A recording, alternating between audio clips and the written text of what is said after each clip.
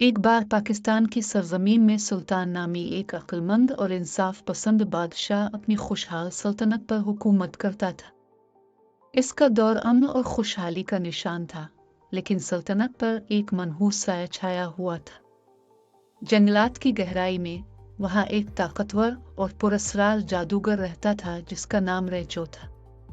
उसने जादू की कदीम और पुरकशिश ताकतों को इस्तेमाल किया, आग, पानी, जमीन और हवा को बेमिसाल महारत के साथ हुक्म दिया। रेचो ने बादशाह के फलते फूलते सल्तनत को देख लिया था। रीनचो ने बादशाह पर तवील अरसे से भूली हुई धोखाधड़ी का इल्जाम लगाया। ये सरगोशियां बादशाह के कानों तक पहुंची। उसने जादूगर को अपने दरबार में बुलाने के लिए सिपाही भेजे, इस उम्मीद पर कि एक ऐसा इत्तेफाक कायम किया जाए जिससे इन दोनों को फायदा पहुंचे।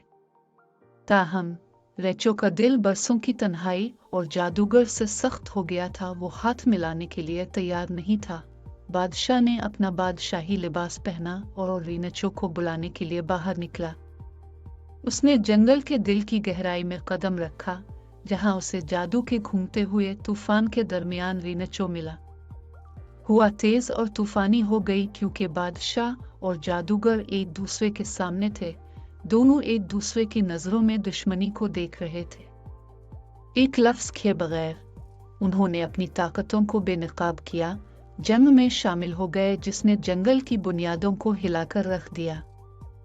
आग और पानी आपस में टकरा गए, जमीन और हवा ने अपनी अपनी जंग छेड़ दी। जंगल इस जंग की गवाही देता है। जंग में मौजूद बुनियादी क़ुव्वत और शाखें लरज़ रही है।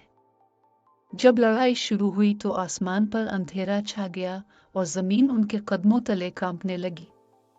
ये वाज़ेह हो गया कि सल्तनत की किस्मत जंग में लटकी हुई है और उनमें से एक को सल्तनत हासिल करना होगा।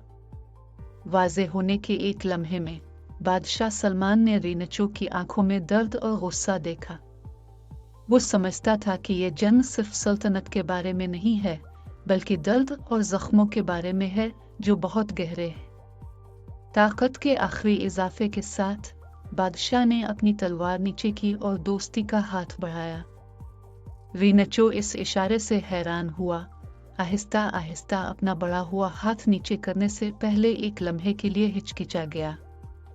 तूफान थम गया और जंगल खामोश हो गया, जैसे सांस रोक रही हो।